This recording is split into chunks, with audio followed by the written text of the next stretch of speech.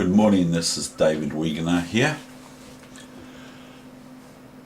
This is problem number 4 from It Shall Move, Teschner Miles. Now I wrote here in the front of the cover, which this book cost me about 1975-76.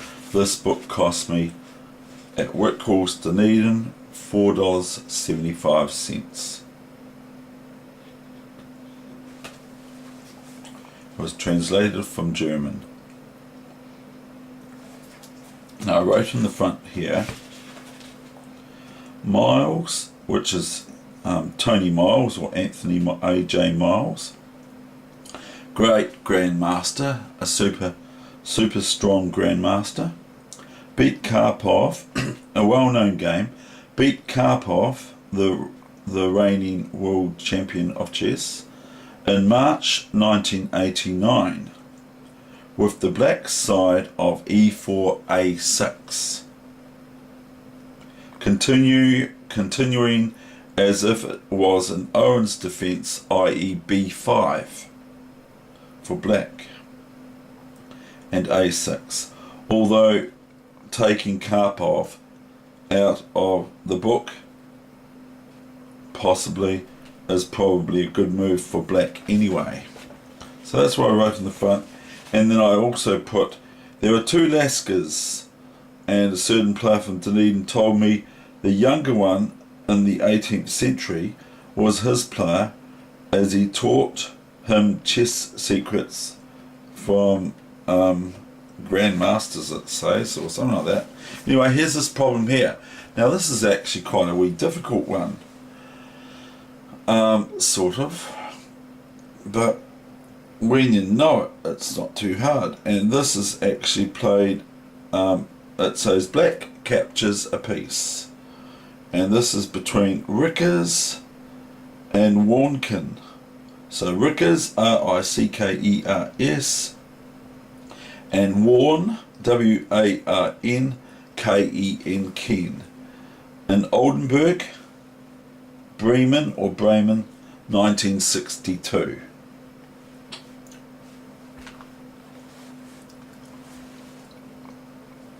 So it says black captures a piece. And I find this one a wee bit harder to see, but once you see it, you go, oh no, that's pretty basic. So to be honest, I was considering queen takes rook, rook takes queen, bishop f2, and if you can't go queen takes, I was considering this. You can't go queen takes, because a rook check, queen here, rook takes, king takes, and you're up the exchange, and this is a win for black. But that's not the answer to this problem, because I'll tell you why. Here, white just plays this, and thereby is still defending the rook on d1 from capture and winning the queen after it. So that's, white just plays king f2, and then it's all over. So anyway, we go back, and that's not even the answer, but it's nearly the answer. So here's the, now here's some clues. It involves black,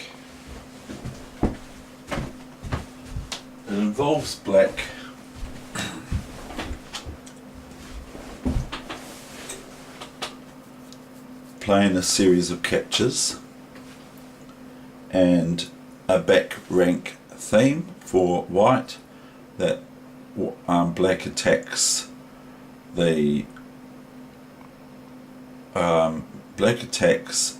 and by the way, I'm saying about Tony Karpov, Tony Miles, I'm saying about him that he he definitely thought outside the square.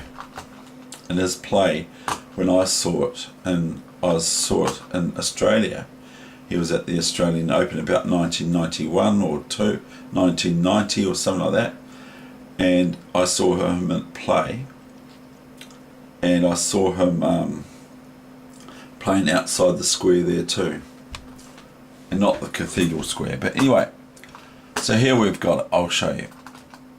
Queen takes rook. Okay, now white does not want to take back with the queen, because then it's just rook takes queen.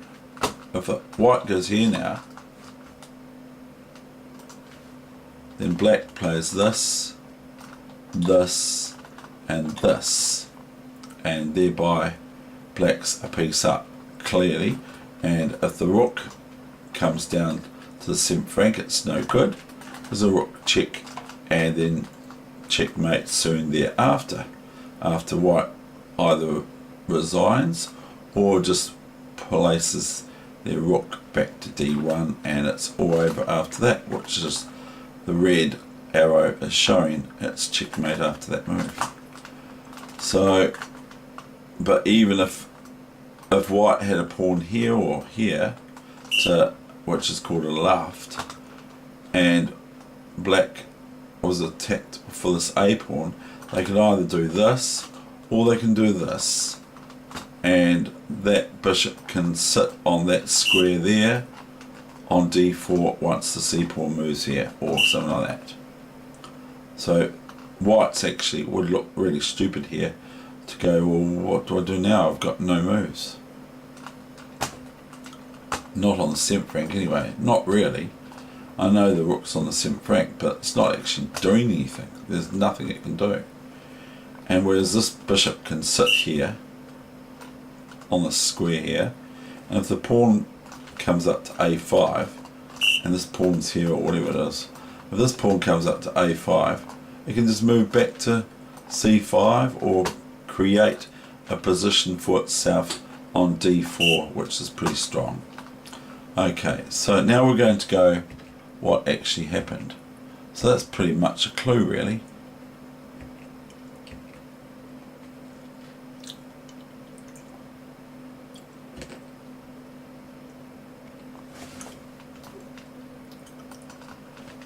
We've got this,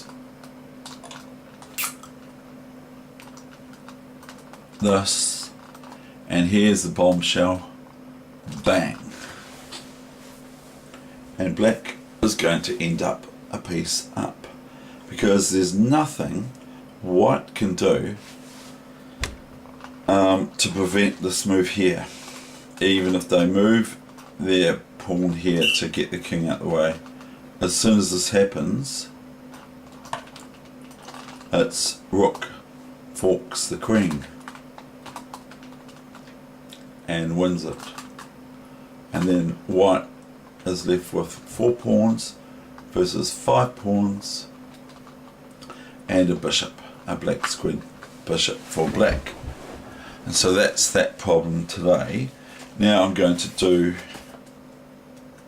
number 5, I believe. I might not.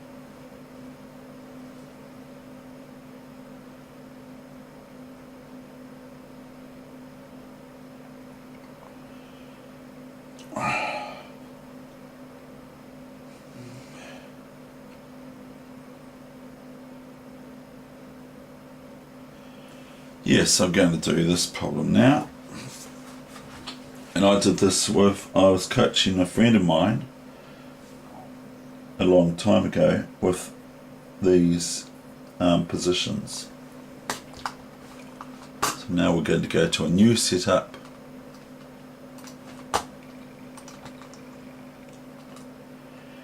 And we've got the bishops. The bishops are here.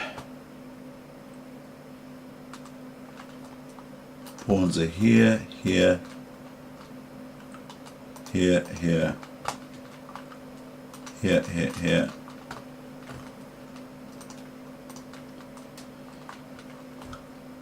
Queen.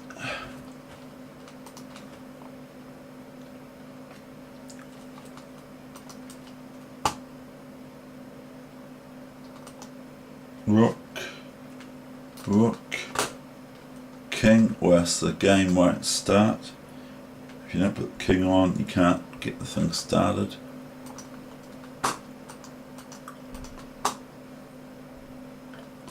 This looks like a Queen's Indian or something similar. A Nimzo Indian. Might be a Nimzo Indian. Which doesn't really make much difference to some people.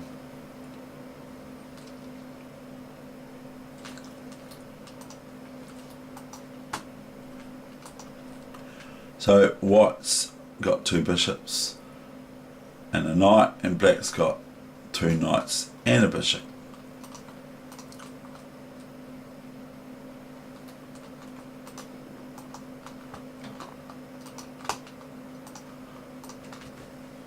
Now this one was between Rivera and Fischer, Bobby Fischer. Varna Olympiad, so chess Olympiad, 1962. Black notices two weak points and captures a white piece. Now I consider this one quite easy.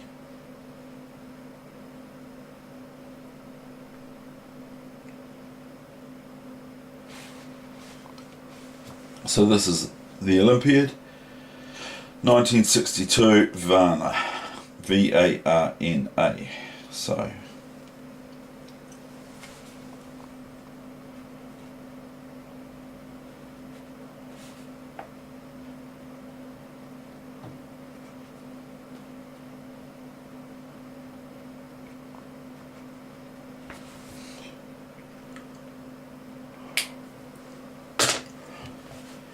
what a pleasure not it would have been to play Bobby Fischer.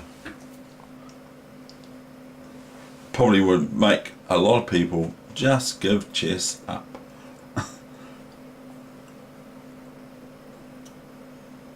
But I don't know, who knows?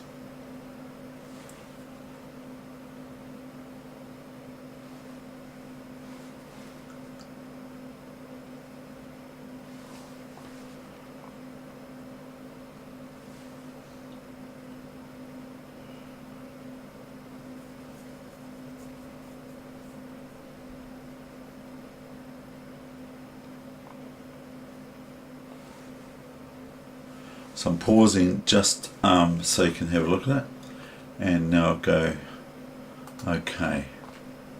So we're on the black side again.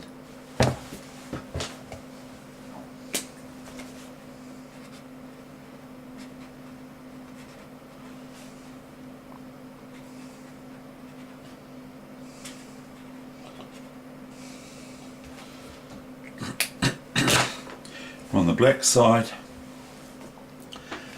and what black's got a obvious threat here that they can play if they want to, which is a candidate move.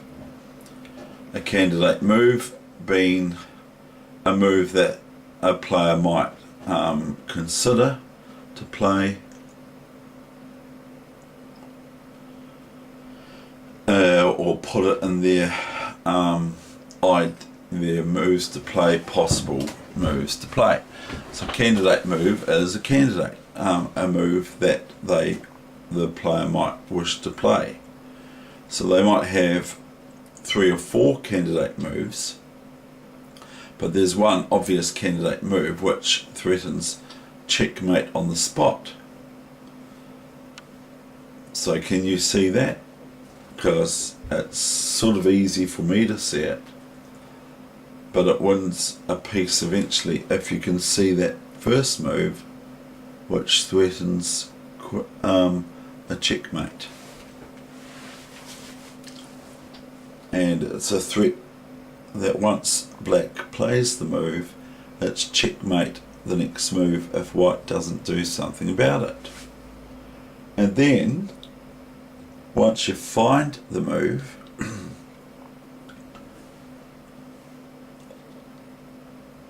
black also notices their next consecutive move in the ploy to win a piece.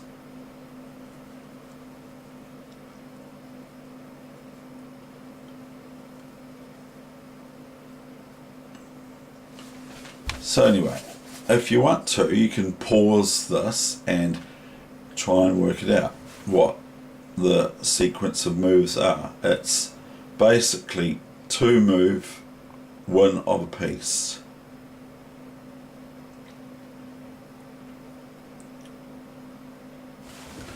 And I'll give you a wee clue. If you have a look at these bishops here, if black had a rook here, okay, then wouldn't white lose one of them? If it was white's turn now, can they defend both bishops from capture? Okay, so that's my clue. If bishop here, then rook takes b2, and only the queen can defend the bishop. If bishop c2, rook b2, and then queen d3 here is just, there's nothing in it.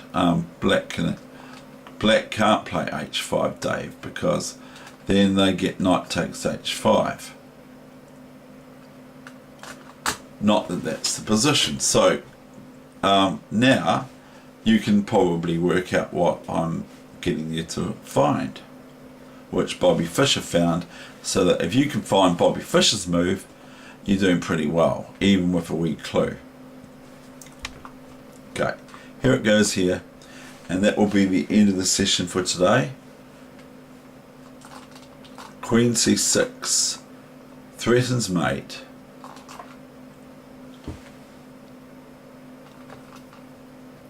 And I think white played f3, and then I've got my hand on the queen, because we all like using the queen, don't we?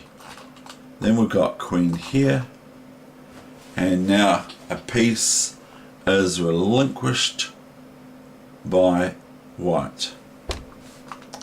Even if this happens, white is met with just bc5.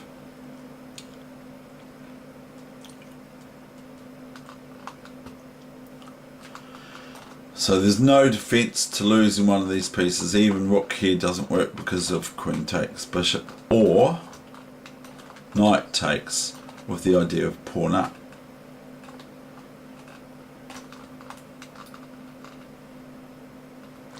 But it's best to do queen takes because of this move.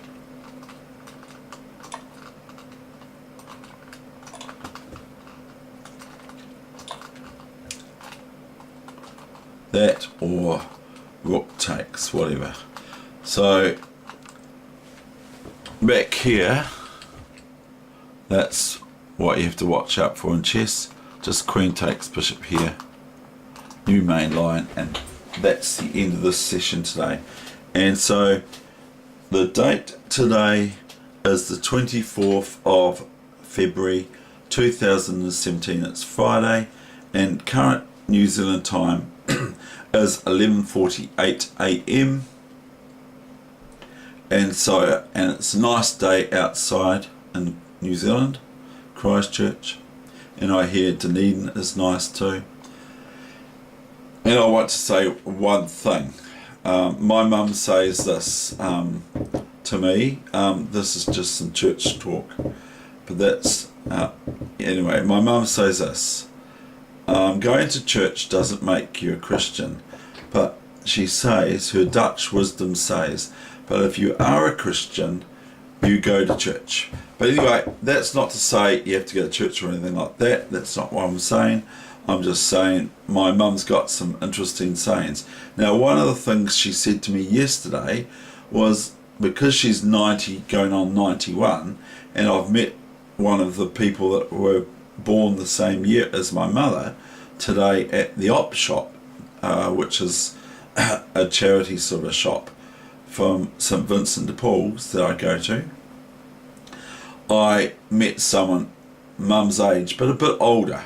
This lady was born in February that I met today, 1926, so she's the same age but she's 91 already, whereas my mother was born sometime in June 1926. And anyway, I was having this discussion with Mum yesterday to say that my friend said to me, because I'm now a bachelor sort of thing, whatever that means at my age, he said to me, have you got any woman friends on the horizon, you see? And so I said this to my mother, and boy, did I get some sort of like misunderstanding. I don't like it. People are talking about horizon. And I go, what? I got myself in all sorts of bother about this because it's just beautiful. I think it's really beautiful that it's really hard to explain some simple things about hard drives. Now, if I explain hard drives to my mother, I'm there. I ended up just saying to her, Mum, in the old days, a hard drive could only fit half a dozen pairs of socks in it. Now the same cupboard is even smaller and it can fit thousands of socks in it. And then she says, well, why do you want to put the socks in a hard drive in a computer? And the same with the internet. If you're talking to my mother about the internet, she doesn't understand it because she's never owned a computer. She's seen computers in action, but she doesn't understand, at my brother's and all that, but she doesn't understand it. And like, when you take things for granted that you know these things, I can't understand that someone else doesn't know these things, like my mother, whom I love immensely and highly and everything like that. So anyway, it's quite funny, just technology is funny, because they don't understand technology. They don't understand what's a hard drive. What is it? What is it that's been, whatever. What is it? And all this sort of stuff. Anyway, that's the end of my session. So I just thought I'd share those wee little stories with you today. And I hope you enjoyed this lesson. Thank you.